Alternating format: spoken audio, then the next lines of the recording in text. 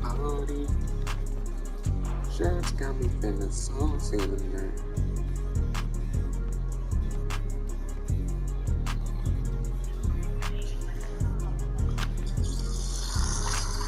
Yeah, you do. Who are you? I'm you. From the future. I'm going to share with you 3 progressively more disturbing stories, and at the end of each of them, I'm going to share the video that is famously associated with them. But before I get into today's stories, if you're a fan of strange, dark, and mysterious delivered in the story format, then you've come to the right channel, because that's all I do, and I upload 3, 4, even 5 times every week. So if that's of interest to you, please ask for the like button if you can borrow their car and then return it when your gas gauge is empty. Also, please subscribe to this channel and turn on all notifications so you won't miss any of my weekly uploads. Alright, let's get into today's stories.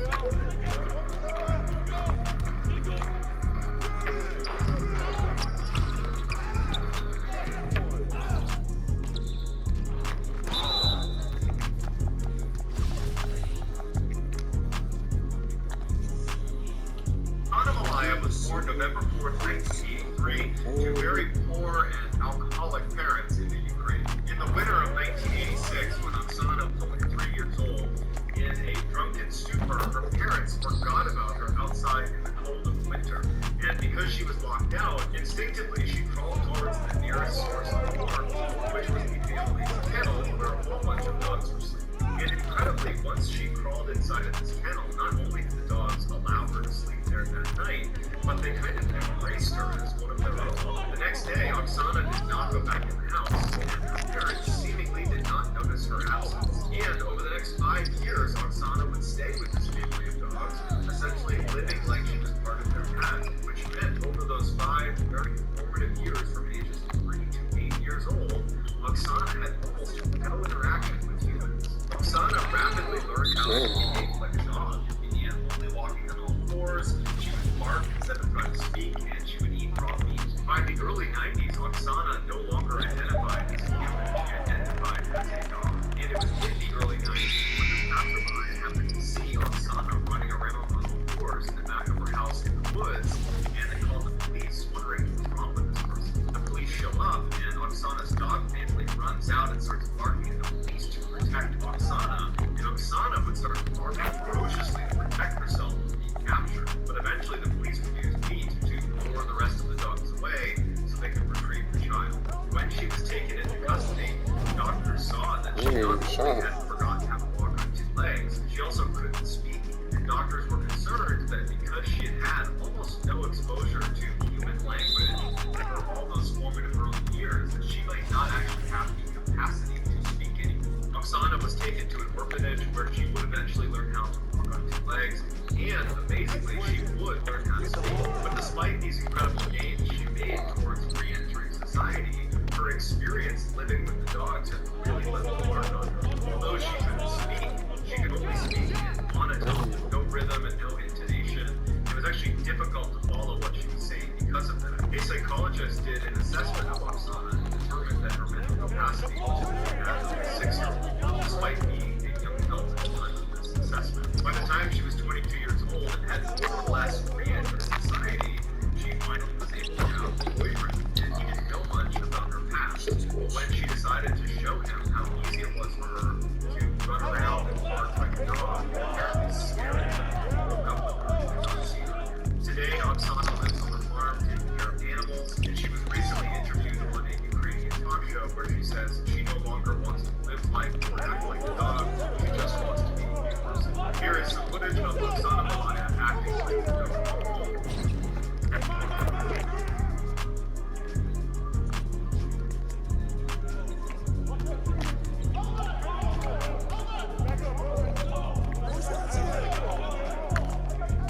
After being apart for many years, identical twin sisters Ursula and Sabina Eriksson were finally reunited on May 15th, 2008. Within 24 hours of their long-awaited reunion, the 41-year-old Swedish sisters boarded a ferry for Liverpool, England. They arrived in Liverpool at 8:30 in the morning on Saturday, May 17th, and their first stop was going to be St. Anne's police station, where Sabina would tell them that she was very concerned for the safety of her kids back in Ireland. Police would say, okay, we'll follow up, and they got in touch with their counterparts in Dublin, Ireland,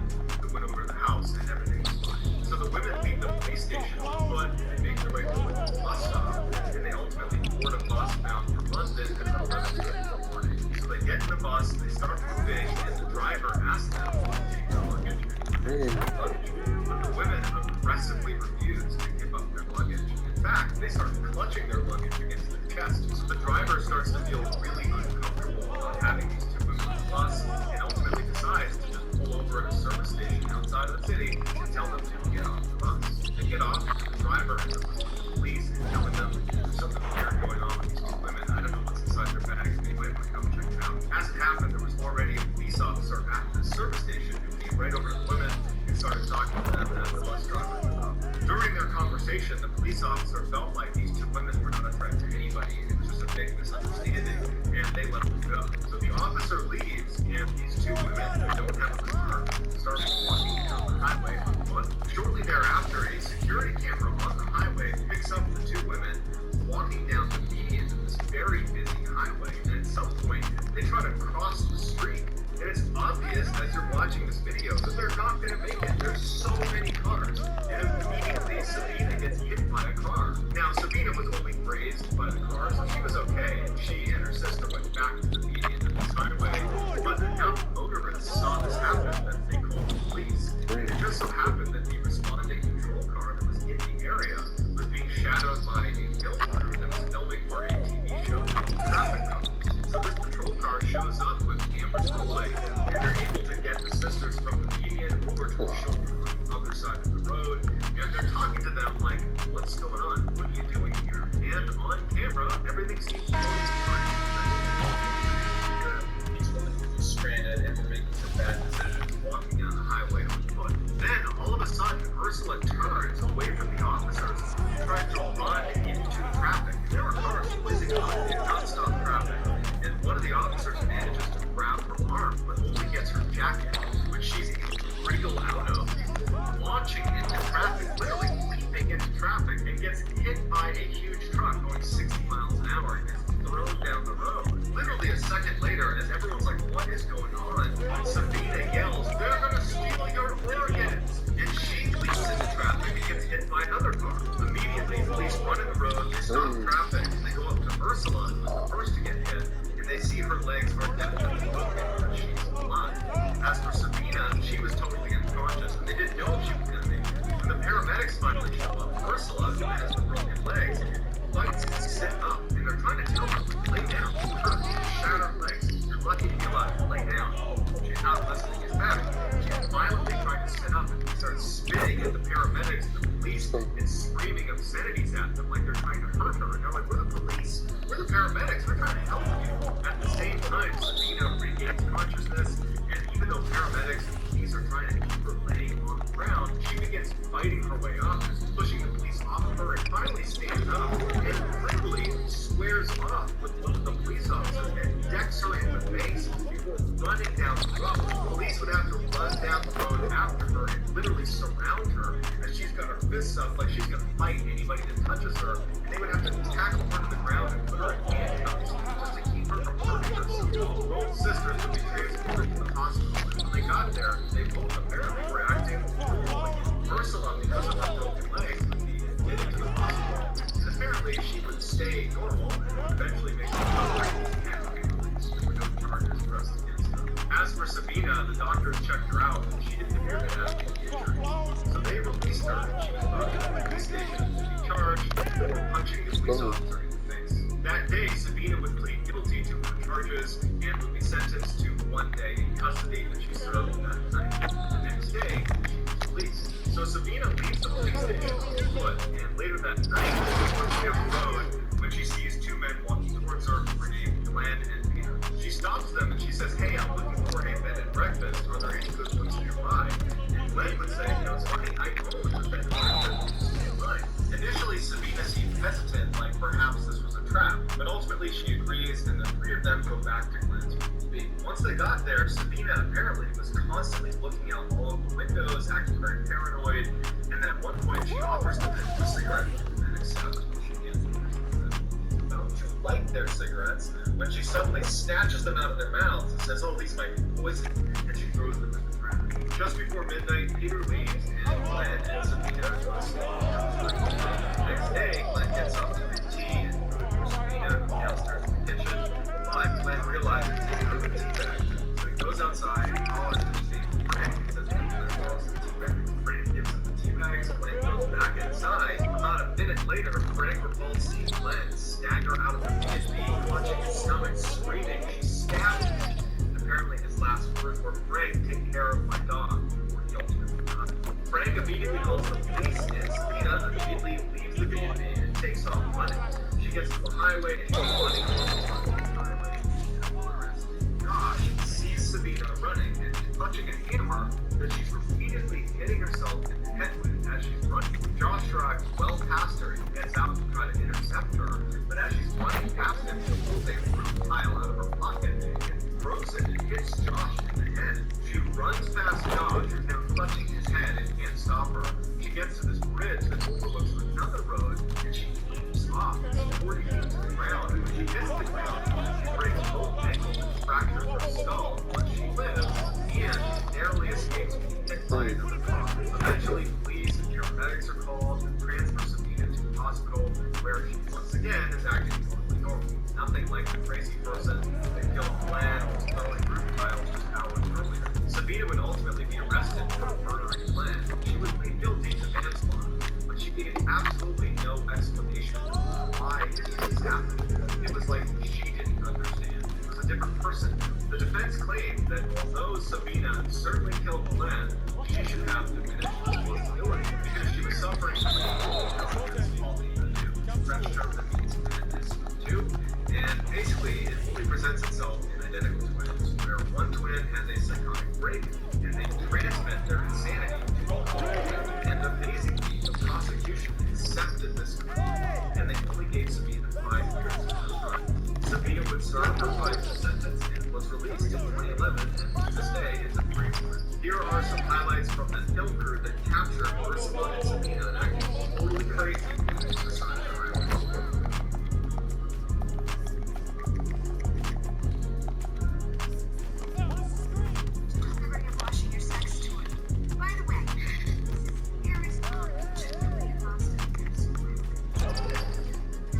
What? Hey.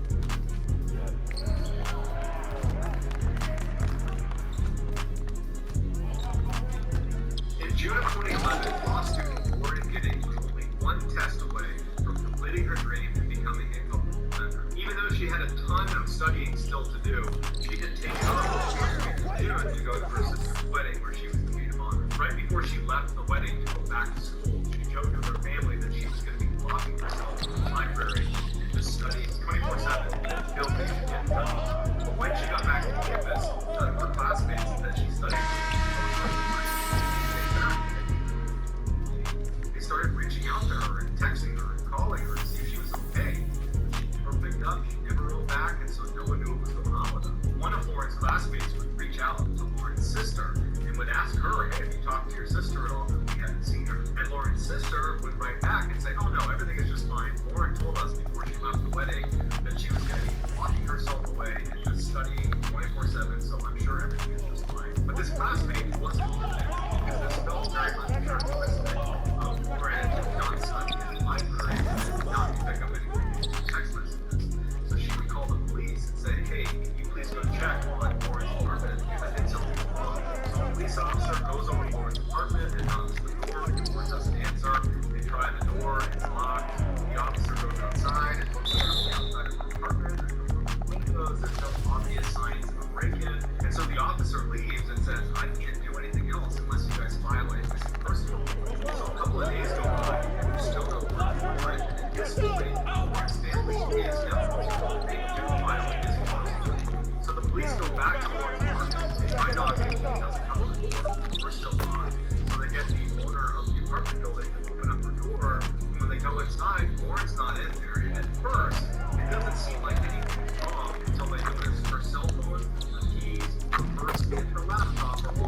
bitch. This made the police think there could be something sinister happening here, and so they went to Lauren's friends and family and they asked, does she have any enemies? Does she have any reason to be fearful for her life? Initially they said, no one would want to harm Lauren, everybody loves Lauren. But Lauren's sister would say to the police that there was actually one comment Lauren made a year ago that now seemed a little more relevant. Lauren had just got back from vacation and she noticed there were things in her apartment that seemed like they had moved like someone else's bed, but no one was supposed to be in her apartment.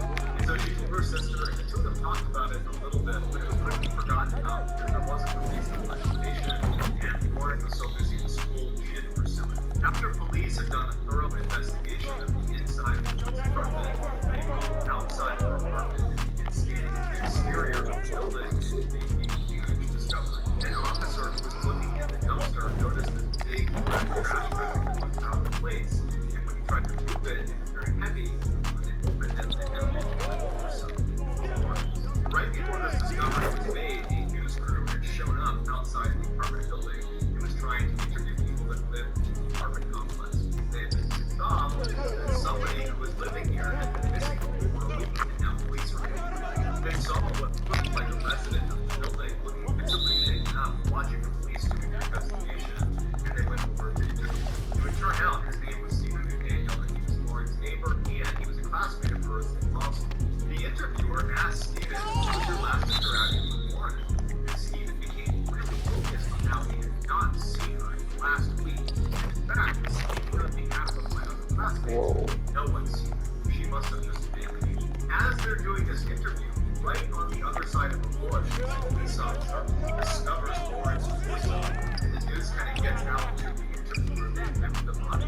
And the interviewer says out loud to Stephen, it looks like they found the body. And Stephen just completely changes. He was completely silent. He just stands there looking completely distant, walking away from the interviewer, sitting down with his back turned and hyperventilating before the interview ends. Once this case went from missing person to homicide, the police started searching all over the floor.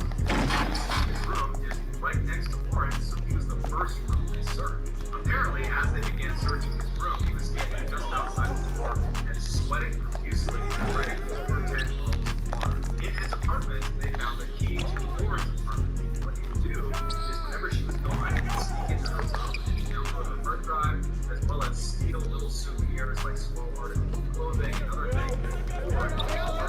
When they went on Steve's computer and checked his browser history, basically the only things he did was look at Lauren's Facebook and LinkedIn profiles. The previous thing they found was this camera that was literally duct taped to this long pole. On the camera were all these surveillance cameras of Lauren, because what he would do is he would go outside and he would voice the camera. Stephen was quickly charged with Lauren's murder, to which he pled guilty, and he would openly confess to the details of how she died. Most times, he used this surveillance footage to confirm she was not in her apartment, so he could sneak in and steal from her. But on the day she was murdered, he would use that camera technique to confirm she was home. And shortly after confirming she was in fact home and asleep, he put on a mask and used his key to get into her apartment and walked right into her room, which woke her up. According to Stephen, she apparently sat up and said, "You need to leave." At this point, he jumps on the bed, and in their struggle, his mask would come off. Lauren would recognize his clearly Stephen, and she would plead with him, "I paid, stop." He didn't stop. He strangled her. Afterwards, he dragged her into the bathroom and began cutting her up into fairly small pieces. Some of the pieces were plugged into the toilet, and others were put in bags. One of those bags was stuffed with her torso. Stephen was ultimately given a life sentence. Here is a highlight of Stephen's interview when it's revealed that they've discovered Lauren's body.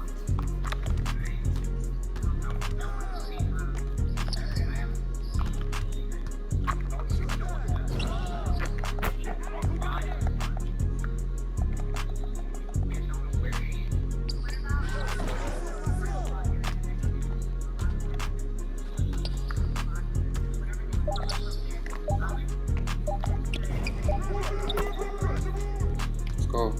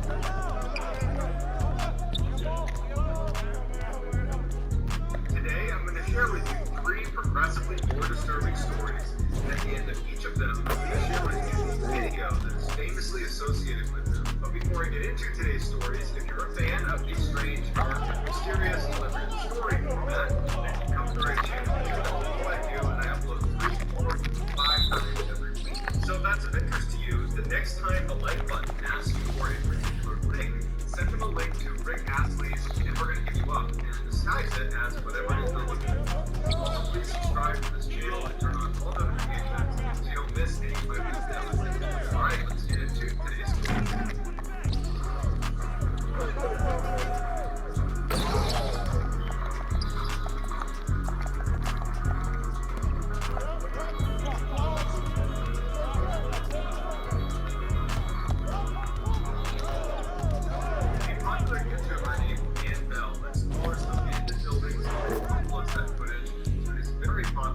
This is Dan Bell page that has over 500,000 subscribers. Unlike other urban exploration YouTube channels, Dan is not trying to create scary content. In fact, many of his most popular videos are taken in buildings that haven't even been abandoned yet, like in a Kmart that's shutting down and all the shelves are empty. He walks around and it's kind of eerie because it's this huge store that's now coming to an end.